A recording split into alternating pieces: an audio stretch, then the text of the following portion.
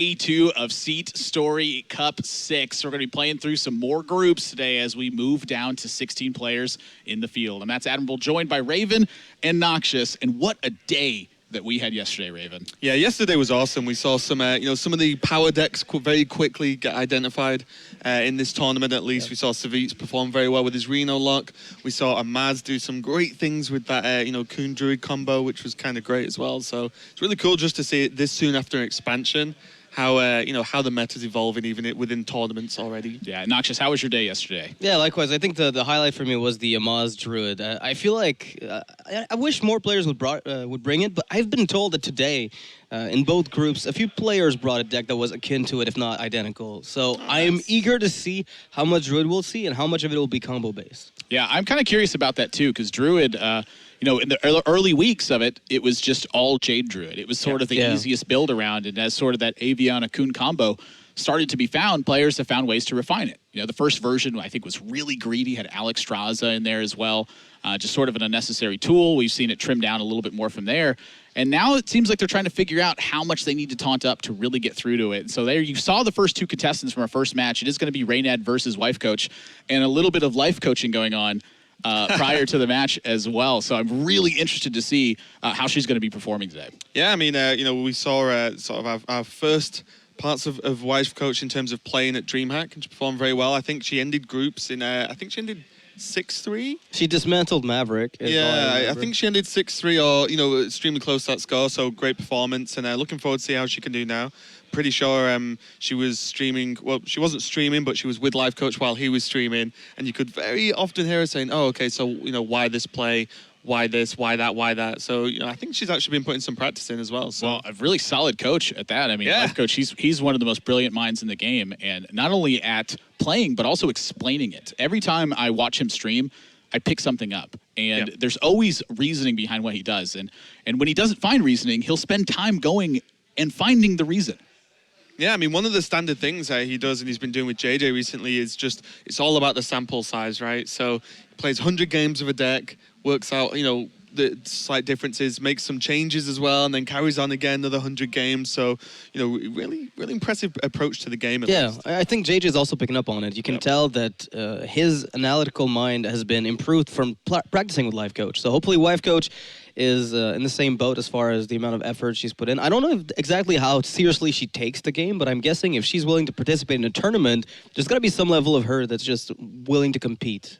Absolutely. Yeah, I would definitely say so. But we are in a new format, and something that Reynad has always been known for is brewing and finding sort of the strong strategies within a new set of cards. I'm curious if there's anything brought to this tournament that's going to stand out from what we've seen so far. Yeah, it wouldn't surprise me. As you said, Reynad's kind of known for a start, just bringing like the odd, like cool sort of out there choice within his deck, and straight after a new expansion, it's kind of ripe for the picking for him there. And I was speaking to him this morning. He was on about one of his decks he hasn't put tons of practice into, but he's pretty confident his build of it is going to perform quite well. So looking forward to seeing that. Obviously, I won't reveal any details until we see it. But he does play decks that are kind of out there, at the beginning of an expansion. But ultimately, it comes down to playing skill-intensive decks for the most part, which have a lot of decision-making. That's one of the things that Reynad likes the most, I think, is just making sure that his decks leave room for the correct play, finding the correct play, as opposed to having a deck that pilots itself. Yeah, I mean, oftentimes the player who just has more options is the one who's leading the game. Unless it's one of those situations where you're getting stomped by Tunnel Trog Totem Golem and you don't have the right options. Yeah. Those are sort of the exception to that rule. But for the most part, the player with more cards and more things to do is usually the player winning. Yeah, and Reynad actually, Reno Lock's, for example, one of his favorite decks, and with Reno Lock being so prominent at the moment in terms of it's pretty much tier 1, I would say, in terms of how the meta looks, this is looking good for him. When your favorite style of deck suddenly becomes extremely powerful because of an expansion, you're feeling pretty good. Yeah, and so like we said, tons of matches going on today. We saw groups A, B, C, and D yesterday, and we're going to be playing this down to 16 remaining players in the field. So 4 other groups to be played as well. And this one, it was Osaka and Firebat alongside in the group. And there's everyone that you didn't see compete yesterday, they are competing today. And this is like the first big hump for players. Like yesterday, it seemed everyone was nervous during their group stage. But once the group stage was over, it was those triumph or those tragedy moments where some people were fairly upset with either their performance or the way that their deck lineup worked. And a lot of players were elated to have won, almost like a sense of relief after their strong builds had come through. Yeah, the group stage can be really rough as well because even if you win the first one, you can still like lose, the winner's match and then have to play it again. And obviously, you'd much rather just go through 2-0. You saw how happy Savitz was to be like, boom, 2-0, done for the day. Yeah. The first set of matches for the day. We can see the groups now though. So there's the first group we have coming up. Obviously, Wifecoach versus Reynad coming up first. But the rest of the groups today just look fantastic. Just another day of great groups. Yeah, Noxious. I mean, is there anything here that stands out to you as matches that you think are going to be particularly exciting? Well, I want to see how Firebat versus Skaka goes, right? Because these two guys have won a world championship at some point in the past, and I'm sure Firebat, even though he says he's a little rusty, he says he wants to compete again this year. So go back on the BlizzCon circuits for more than just casting. Actually wants to go there as a player, and as a result of that, I think that'll be an interesting match. Yeah, I mean, we talked about that a lot when we were casting during HCT. Was he really wanted to step back in the competitive circle. Sort of the changes that are being made to the Hearthstone Championship Tour, something that really stands out to him and sort of ignites that fire inside of him where he wants to get out there and fight to be the best. Yeah, I'm looking forward as well to the potential of the Lifecoach group because there's Lifecoach, Sifka, Dog in it as well, and Eloise. So like that group is going to be great because especially Lifecoach, Sifka, and Dog kind of like to bring very much their own stylistic choices in terms of bringing deck choices to tournaments. So I'm really looking forward to what those guys have brought. Yeah, I mean we've talked about Reynad being sort of a brewer, but I mean, that's very much the same way that Sifka is. He loves to brew builds. And Dog, if you've ever watched his stream, I can't even remember the last time I saw him play something standard. Yeah, I think Dog is just known for playing decks way off the beaten path. One thing that I know about Sifka, though, is that he doesn't like Dragon Priest right now. I think most people are agreeing as far as the power level of Dragon Priest and how well it's been doing consistently, just curving out, getting really good tempo and pressure across every single possible deck. But when it comes to Dragon Priest, Sifka is just feeling very different about it and is not sure the deck is something that's going to stick around. Which is kind of surprising to me because that seems like the style of deck that's like right up his alley. It's a lot of value, it's a lot of strong plays and a lot of power spikes. Yeah, and what's really funny as well is at DreamHack, Sifka did very well. I think it was top 8 he finished, top 8 or top 4.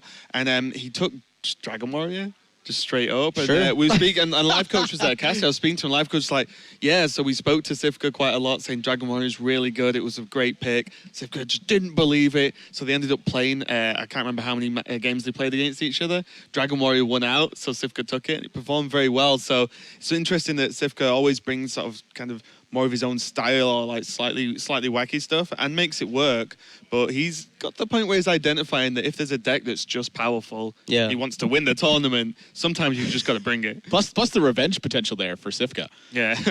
He lost the bet versus Lifecoach. Could he win 70 out of 100 games once he reached legend rank? Yeah. And Sifka said he was ahead of that up until about game 80, where he dipped just below 70% down to around 68.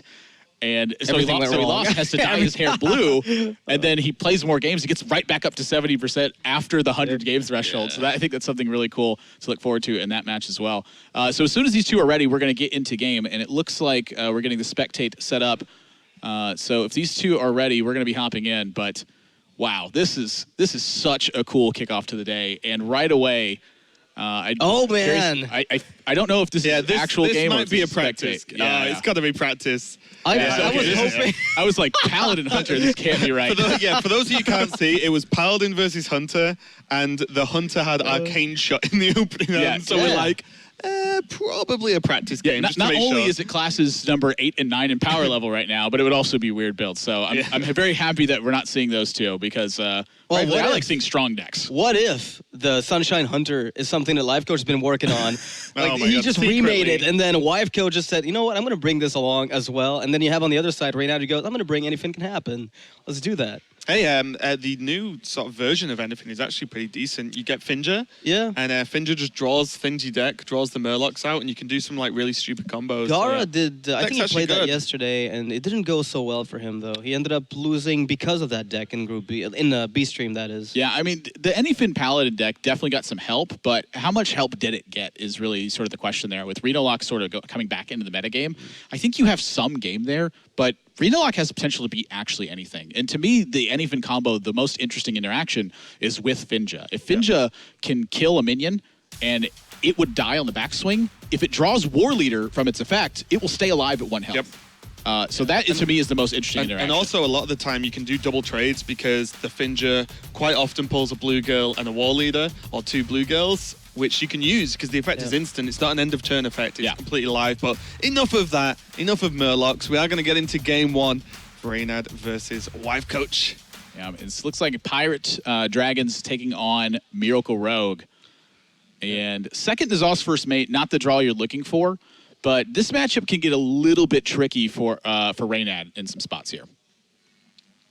Yeah, definitely. The Warrior, even though it's Dragon Warrior, we can see, or at least potentially Dragon Warrior, it could still be Pirates with just a Fairy Dragon.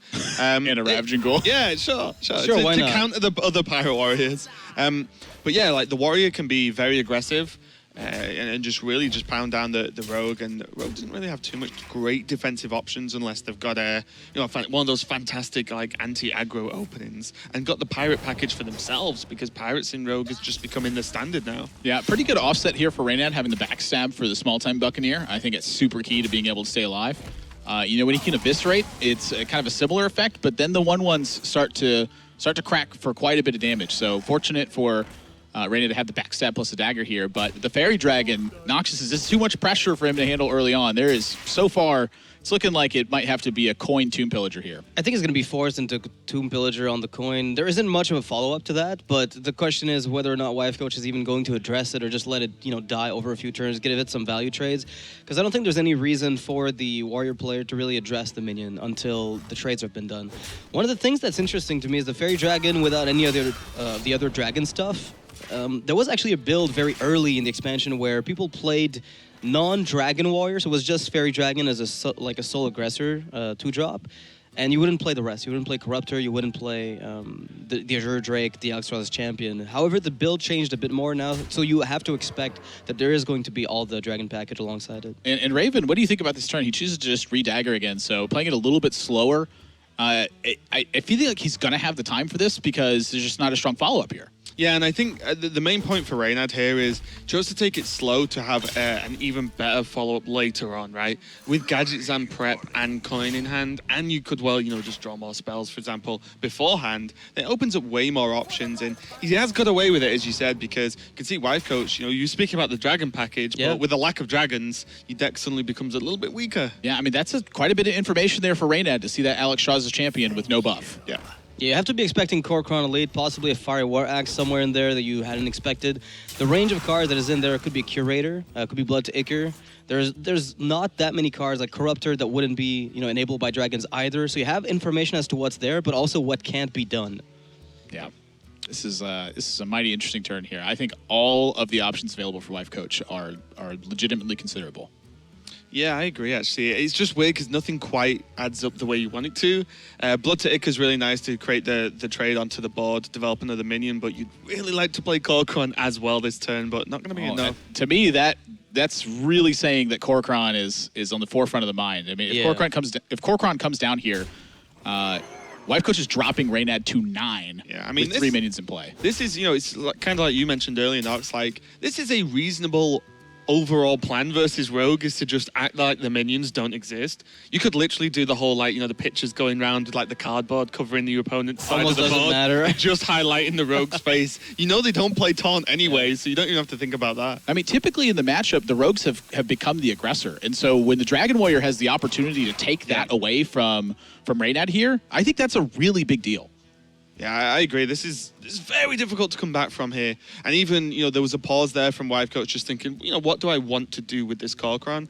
And I like just going face, as you said, go highly aggressive. There's plenty of minions left in the deck to finish this game up. And also, what world in which this Tomb Pillager doesn't trade for you, even if it's over a couple of turns, who cares at this point, right? Yeah, but now with the counterfeit coin preparation and Eviscerate alongside Gadgets and Auctioneer, Noxious, is this enough for Reynad to come out of it? I think the big thing that Wifecoach identified is this Fairy Dragon wasn't answered by anything. So no Deadly Poisons present, there's no South Sea deckhand available for the Rogue to use. There isn't some kind of Fan of Knives play with the Blood Mage Thalnos that I've seen yet. If it's there, then so be it. But I expect this Fairy Dragon will be dealing more damage in the form of face. So the Rogue will be going down to at least 6. Thus, if I get a Fiery War Axe off the top, I'm already there. So it's just a matter of finding the extra bit of damage, and it's that Fairy Dragon that I think is going to be the game winner in that spot. Speaking of damage, though, Yeah, Reynad's got a lot of it, but is it going to be enough? Because he needs to go crazy right now. Blackwing Corruptor's not available for activation right now. So if Wifecoach is going to take care of this Auctioneer, it means that no damage is being dealt this turn. Do you, though? A lot of times, yeah. That card's scary. I mean, you can because of the Ghoul, right? Like the Ghoul creates a really Ghoul. Blood to Ichor creates like a really nice trade onto the board. You still have the Ghoul, you have the token from the blood. So I think you kind of have to here, just because at this point, Wifecoach just needs a little bit more time to pull out either the dragons or the additional pieces here, because there's still there's total of 5 damage in hand anyway. Well, that's an ignore on the Auctioneer. Yeah. You know what? Fair I like enough. that. You take the approach of what can the Auctioneer do based on me being on 30 health. Yeah, I think a lot of this is playing to the out, too. With the Blackwing Corruptor in hand, Reynad's effectively at 3 right here. So if she can squeeze through one of these minions, and then the the last as well, point, because the weapon's always right, and then one more from that, that's game. So Reynad has to stifle this board pressure or find a way to kill Wifecoach. And at 30, the kill is not happening this turn. Yeah, and there's even Finley and Ton, Hero Power, for example, over the course of a couple of turns. So there's so many options. Any dragon does it, Fiery War Axe does it. A lot of cards in the deck just kind of work in that spot. And it needs one more kill here as well. I mean, he needs that Auctioneer to keep turning, I think. Yeah, this is a tough one as well, because you can't really afford to leave any minions up. But it's how they're actually going to be dealt with. I'm curious if this is ever concealed just to try to dig this. Conceal into a backstab or something. Yeah. Yeah, I think it might have to be. Is there a world in which you just double Cold Blood, go face, and try to conceal to set up a lethal? You can't. Yeah, no, he can do that. There's 5 on board, he can do it. And, sap. And honestly, sometimes it works because sometimes he comes away with it where Wifecoach doesn't have a point of damage. Yeah. And he lives at 1 and then succeeds. So it's looking like it might be the play. The sap makes it way safer. Yeah. I like the trade because it protects the Auctioneer here. Oh, fair enough. No dragon. Malkarok next turn though. I mean, that's got to bring some serious damage. Like, this board position is now really bad for Wifecoach. Yeah. The Auctioneer is just so valuable. The fact that, it's going to hit for 8, great. But just the cycle is absolutely insane. What were the odds of Wifecoach drawing here, like a card that's live? Any dragon did it? Like, was it an actual viable play? Because the Corruptor killed the Auctioneer, or at least could deal damage face in the case where it didn't need to address the Auctioneer. So Core Elite could answer it. Fiery War Axe could set up lethal, and then any dragon draw killed the Auctioneer. Killed the Auctioneer, exactly. So most of the draws in the deck, I feel, were going to answer this in some way. Yeah, the key turn, I think, to look at here was the difference between Wifecoach trying to set up the lethal play or taking care of the Auctioneer. Right. If she took care of the Auctioneer, Reynad's hand was just miserable.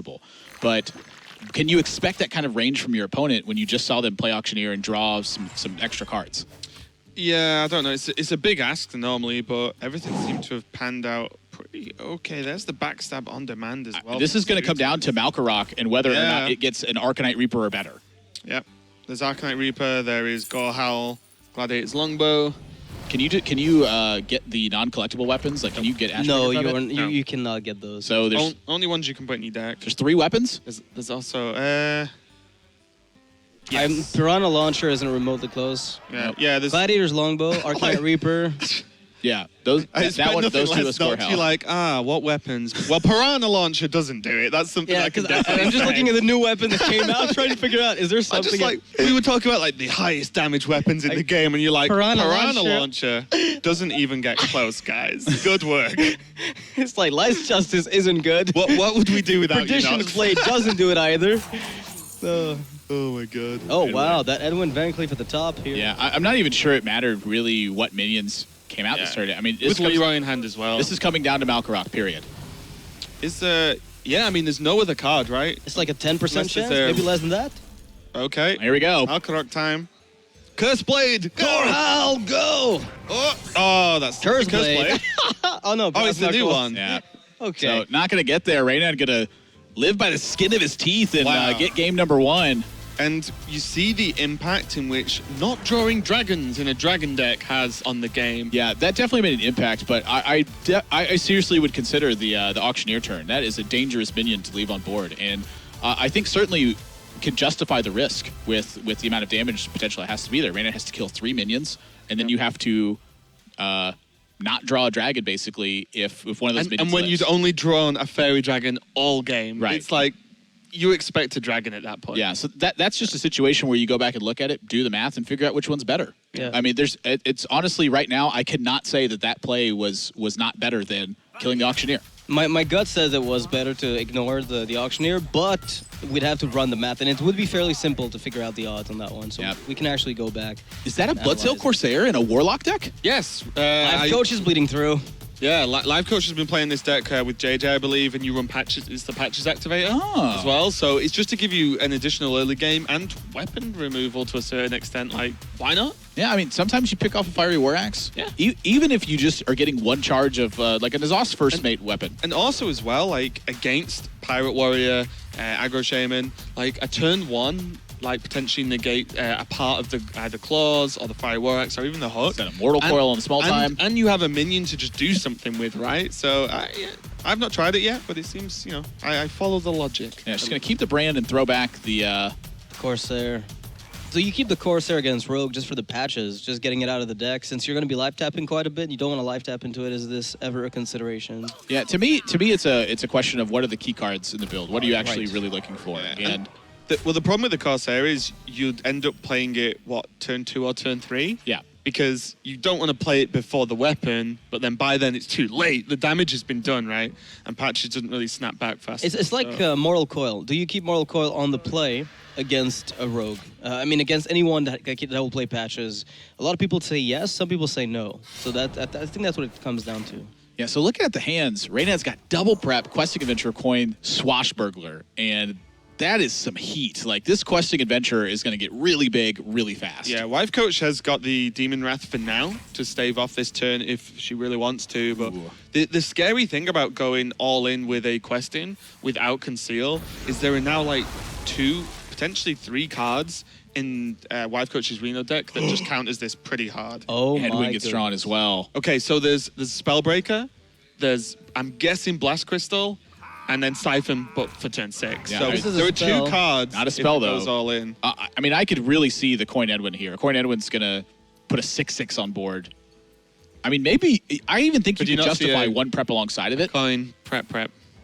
To make an 8/8 and prevent it from dying over 2 turns to AoE So, damage. so right now it's 6/6. So if he Yeah. if he uses 2 preps, it's a 10/10. So he wants to hold the preps in order to buff this bigger. But this has been like a big discussion that's happening with a lot of the pros I've been talking to here is when they don't have spells in hand, they often will talk about using preps simply to buff the Edwin. I think as well, it really revolves around it in this specific game, Reynad's knowledge of this Reno lock deck. Because out of all the Reno decks I've seen very recently, it's mainly Livecoach, Wifecoach, and JJ that have been running the Spellbreaker. Yeah. And Spellbreaker just blows you out. Like, Spellbreaker is backbreaking. If you go all in on the Van Cleef and that Spellbreaker comes down on curve, you are in huge trouble. Also, Kazakus for like a 1-turn play afterwards. If you get the Polymorph, transforming a random enemy minion into a sheep is available. She did go for the summon a 5/5 demon, I believe, right? Let's take a look at the potion here. Polymorph for random enemy, summon a 5/5 demon Yeah. is the Kazakus potion for I this like it. game. It actually makes quite a bit of sense if you get to coil a 1/1 at the very least. The issue is, will this 1/1 be dealt with? Like, is there going to be a backstab trade? How much of this board will be gone? Because if Edwin is not the sole target of the Kazakus potion, it's kind of a gamble to take it on. Yeah, it might be for like a cleanup play later on. Like, Wifecoach may have her sight set on using the Shadow Bolt next turn to take out this Edwin Van Cleef. And in a situation where it gets dire, you do have a chance to kill the Edwin just off the random potential. So I don't mind the Polymorph here because it is sort of a backup plan. And what is the 4 damage going to do to the Edwin anyway if this Kazakus dies? Yeah, and the thing as well is the Polymorph is just more flexible later on. How many times do we see a Questing, a Gadget Zan concealed, and you can just Polymorph it and it's done? Rogue doesn't normally go very wide on the board as I say that there's wide minions down, which is good. I imagine this Cold Blood is going face. For To play around Hellfire? Yeah, so he's playing around Hellfire with that play. So that protects the Wrath Guard from that and keeps the Edwin on board. So 10 power in play. Oh, so do you just like Shadow Bolt on the Wrathguard now? And then you just Siphon Edwin next turn? Well, I still think there's some merit to the Kazakus potion here because you are getting a 5/5. And the 5/5 will at the very worst contest the Edwin. So With the Immortal Coil. Yeah. I'd just be worried about Sap, that's all. Sap becomes very clunky to try and deal with, and even if you polymorph the Edwin, will there still at least 5-6 damage coming next turn? Well, if you Shadow Bolt this turn, you have nothing on board, so you're siphoning the Edwin 100% on the following turn. So if you see like Azure Drake or you see Tomb Pillager, yeah, that's reasonable. Yeah, so if you see Sap this turn, you're not seeing an Azure Drake or a Tomb Pillager unless it's with a prep, so or a counterfeit coin. So I actually like going for the 5/5 right now and just trying to reestablish the board. All right, and you also get a Mortal Coil Shadow Bolt in this specific case. Yeah, that's a pretty good one. Helps. That'll take out the 5/5. Yep. And now back is against the wall. Yeah. This is going to be really tough. It'll come down to what Reynad draws next, because I think once Wifecoach uses Siphon Soul here, the stabilization point is kind of reached if there's not more pressure coming out. Yeah. So I don't think the prep would have made a difference this game. Wifecoach would be at 6 instead. So she'd be going to 9 from the Siphon Soul, and that would mean that Reynad reloads with Questing Adventurer and still presents lethal on board. So holding on to the preps, I think, ended up being a benefit for Reynad this game. Another good draw there to apply pressure. Yeah, the benefit at least now is that there can be a Twilight Drake into Shadow Bolt. There can be actually just be a Refreshment Vendor if you really need it. Oh, is Mistress Coil going to have... oh, no, Mistress is 2/2. What am I talking about? This is a tough turn. I mean, the Shadow Bolt, I think, is slated for sure. Yep. I think... Do you just... The problem with the Refreshment Vendor... Maybe Refreshment Vendor's okay because you have Coil.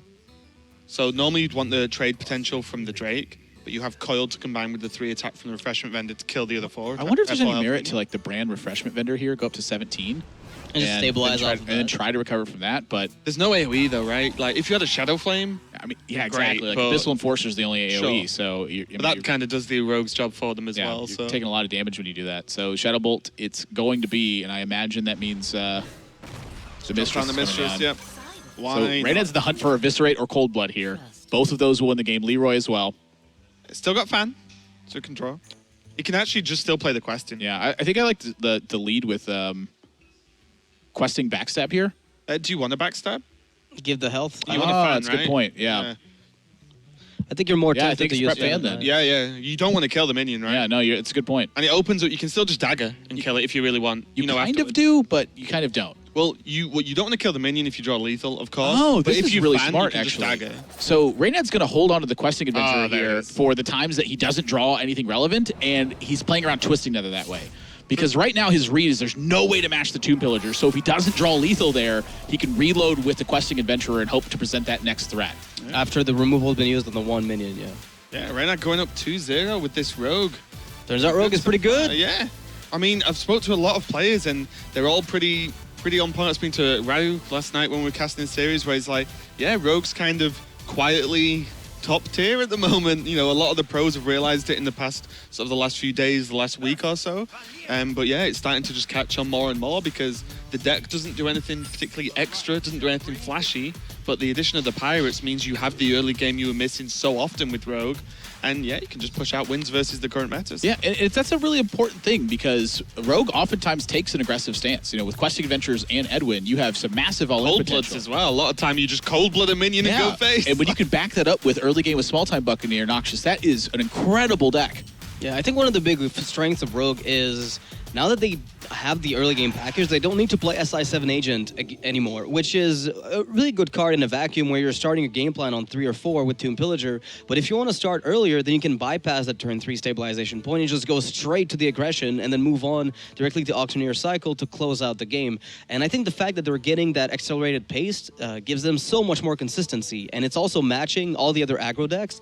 In the case of a deck, say, like Priest, for them to get the ability to contest the early game, they have to play Dragon. They can't do so with any other deck. And I feel like not having the Pirate package in any class right now feels miserable. So Rogue is lucky enough to be able to combine their original game plan of cycling with the Pirate package. Yeah, so Dragon Priest versus Rogue it's going to be. And Dragon Priest can struggle a bit with this matchup, but Wifecoach opens up with Twilight Whelp here. All of the dragons. And that means that Small Time Buccaneer can't come down on the first turn. It will just simply die to that Twilight Whelp. So off to a good start as Wifecoach. If she picks up Cabal Talon Priest here, this game could be lights out quick. Yeah, and it's you know, mainly the story of the Operative a lot of the time where that minion is just there's no nice way to deal with that card, right? As Rogue, to sap it, you're just going to give them another great draw, effectively. And then to try and kill it, it's 6 health, so even a Shadow Strike doesn't do it. It's so awkward. So as long as Wifecoach can get safely to those operatives, I think this hand is looking fantastic to just seal out this game. Yeah, Cabal Talon Priest, I think, was a big key here, though, because this is right into the Tomb Pillager starts. Yeah. So Reynad's going to have double Tomb Pillager to lead this off with, but Guardian's just going to stop that, right? Sort of. Just play Guardian and go aggressive. Yeah, you can, but the problem with this is that the Tomb Pillager's trading pretty favorably at that point. You get to use Dagger plus Tomb Pillager to wipe out the Guardian, and you're getting some damage push in here, but eventually this build is going to favor Reynad. 4 damage is not really the most when your deck doesn't have reach. Yeah, I really like this, though, because even if that trade happens with the Tomb Pillager, you have the Nether Spike to actually just clear up the first Tomb Pillager. You even have Holy Nova as well to push extra damage and trade into a second one with the Twilight Whelp.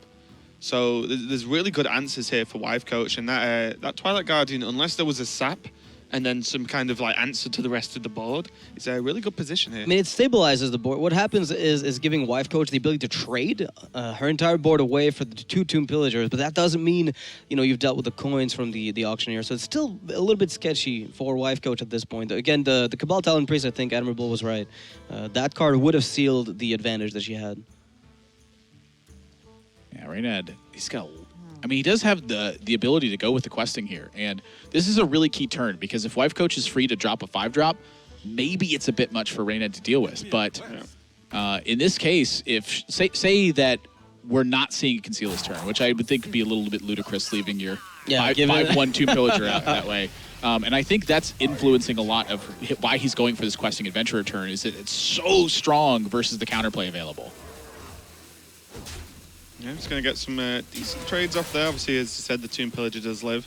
And going for the Conceal. There's a good Nova, though. For Nova's Wifecoach. fantastic here. Better than if the second Tomb Pillager had been played on the spot.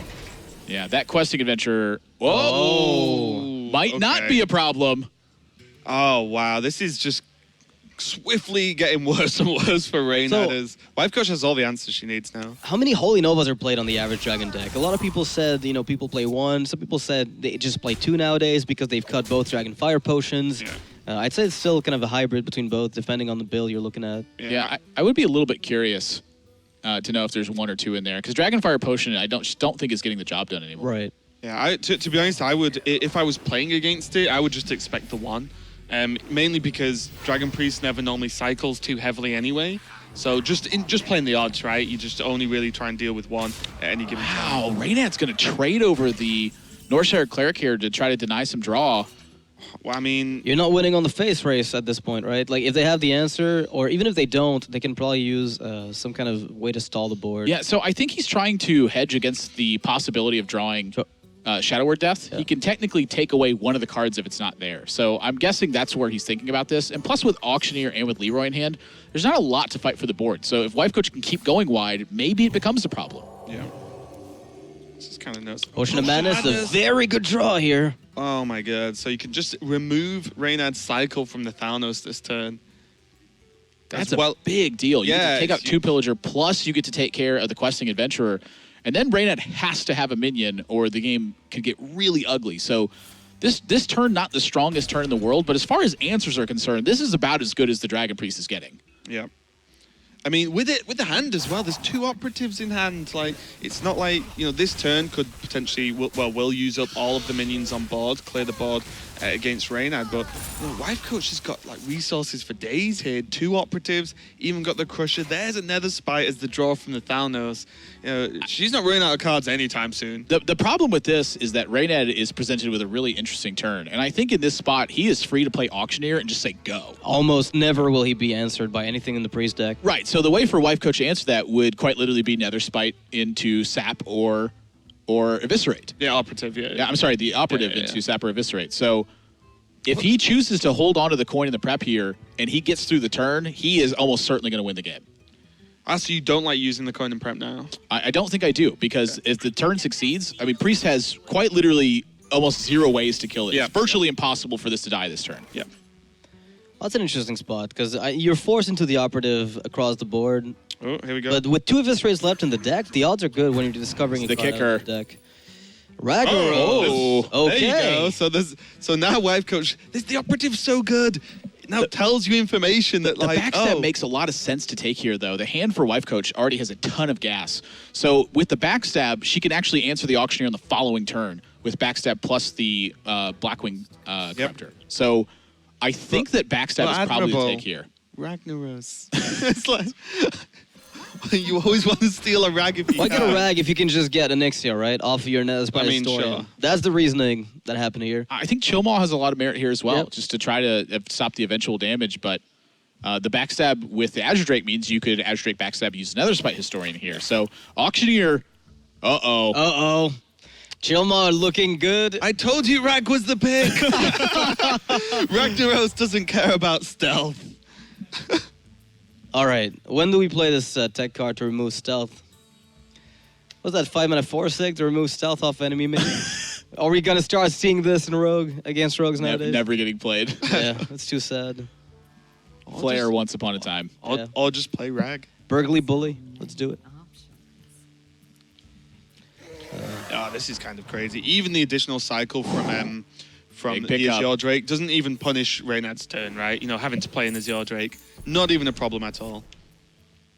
Oh, this is nuts. Oh, Is geez. this just going to flip the game? Even Yeah. Cold Blood now. This is very reminiscent of the previous game against the Dragon Warrior. Wifecoach, such a good early game, such a good position to be in, and then Reynad just goes off and Like, just keeps going. Keeps going. We need a Mind Blast off the top here. I mean, off the Flash Burglar. If only there was a coin. Just drop a giant. Does Reynad need anything off the swap? I'm pretty sure the Swashbuckler could just not draw him a card and he'd be totally fine with it. One mana, man. 1/1. Yep. Now we got Leroy Coldblood on the following turn. This is So we've 10, got 18, the lethal 20 looming. to 23 damage available on the following turn for Reynad. That'd be and enough. I'm not sure there's any way that Wifecoach is getting out of this. Even with Nothing to steal, right? The stealth just completely ruins any plan. right, so even like if you operatived into Fan of Knives here to save the 1 point of damage, it's still 12, 10 from the Leroy, so that's 22, and then 1 from the dagger. So Rag was the pick. I told you. Why will people not listen to me? Yeah. yeah, I mean Rag would have had a small chance to succeed here with a shot on the even if auctioneer. You missed the auctioneer. Reynad's on 12. Like, Well, you're you know, dead the next turn. Like auctioneer's No, living you're 2 not turns. you're not dead. If auctioneer's living 2 turns, you're dead. Huh? If auctioneer lives for 2 turns, you are dead. Yeah, you're well dead. Yeah. Well, what if Rag just hit face twice? Well, this would be the first turn it's coming down. So he comes down right now, it hits face. I'm not an Reynad goes expert, for but it. Sure. Rag at 8 starts on 8.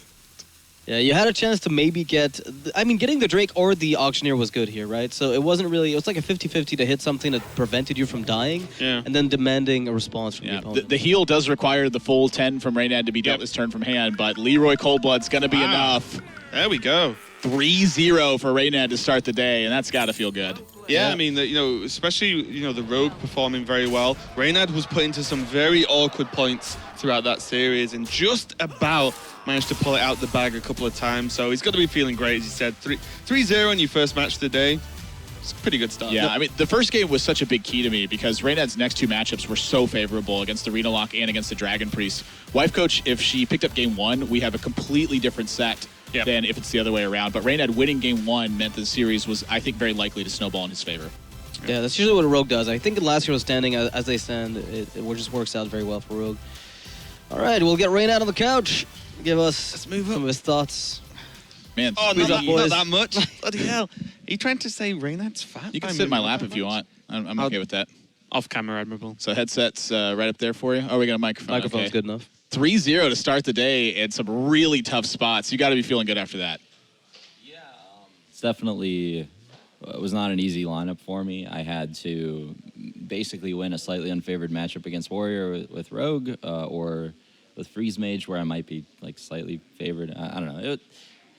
If I lost a Warrior, basically, it's very possible it would have been a sweep the other way. So yeah, definitely lucky to win the Rogue Warrior matchup, and yeah, happy it worked out. Yeah, so you got put into a lot of tough spots in this series. Like a lot of deviation, I think, was possible in a lot of areas, but everything looked super clean. And to me, the one I was really liking was going into Wifecoach's turn 8 on the Reno Lock. You chose to hold on to the Questing Adventurer. Can you talk about that play a little bit? Twisting Nether's the only thing on my mind. That's it. So just to have the reload for it? What's that? To have the reload against Twisting Nether for another threat? Well, I didn't expect her to play the Twisting Nether by holding Adventurer, but if I played Adventurer, I would have gotten blown out by it. Yeah, you just lose, right? Yeah, so I decided to wait. That really could have gone either way there. It was a tough, really tough series to play. There was just like, I wouldn't say I played that perfectly necessarily. There were definitely a couple points of damage I think I missed with like Rogue Weapon. I should have been attacking more aggressively, and then maybe like the Warrior matchup, it would have been possible to like the turn where I cold-blooded patches and cleared. Yeah. I wonder if just all-inning and going face. We thought about that instead of just ignoring the minion and going face. Yeah, I think like that might actually have been a higher win percentage play, even though I ended up winning anyway. I think that might have been better. Because I was considering, because you were stealthing them anyway, right? So you could have gone with the 5-1 face and get the kill a little bit earlier. But it was a discussion. Protecting the Auctioneer turned out pretty well. Yeah, I was fortunate. Again, like also playing Gadgets in right there on an empty board. Yeah. That might be wrong because I wasn't thinking about Operative into Eviscerate, which is like very likely. I'd seen 0 Eviscerates. So maybe it was better to just like Leroy that turn and just kill a Whelp. It's definitely, Rogue's a tough deck to play, and I don't feel like I'm bad at it, but I'm definitely not the best Rogue player in the world, so hopefully the games are a bit easier with it moving forward, and I just have to, learn mulligans and stuff like that, grind some ladder games. Yeah, how powerful do you think Rogue is at the moment? Because it's sort of had a huge jump in popularity in the past, even few days, the past week or so, with the addition of the Pirate package. I mean, I'd say like as of today, I'd put it at the second best deck in the game behind Shaman. Okay. Reno's tough to say, man. The deck is like, I'm hesitant to say it's the best deck in the game, even though in some players' hands it is, because for the average player, it's really like a skill-dependent deck, and like also with Reno Lock, some matchups that you would think are good are actually like not even favorable, like slightly unfavorable, like Pirate Warrior. So yeah, I don't know. It's those are the top 3 though. I think like Reno Lock, Aggro Shaman, or mid-range Shaman, any variant of Shaman really. Well, they'll do the same thing. And then Rogue. I'd put Rogue at second right now. So it's a pretty important deck. I think it's a really important deck for this tournament. And yeah, I expect it to have one of the higher win rates in the tournament too. Yeah, well, you're mentioning that you feel like your play can be tightened up. I personally love the Auctioneer on turn 6. Agreed. Force that play. If you open up with Coin and Prep, you're not losing that game. But some really tight spots and some really close games. Congratulations on your 3-0 victory. So that's going to wrap up our first match here at SeatStory Cup. But we have Osaka versus Firebat coming up at some point, so you guys aren't going to want to miss it. Make sure you stay tuned. There's tons of matches coming up today, but we're going to a quick break here at SeatStory Cup 6.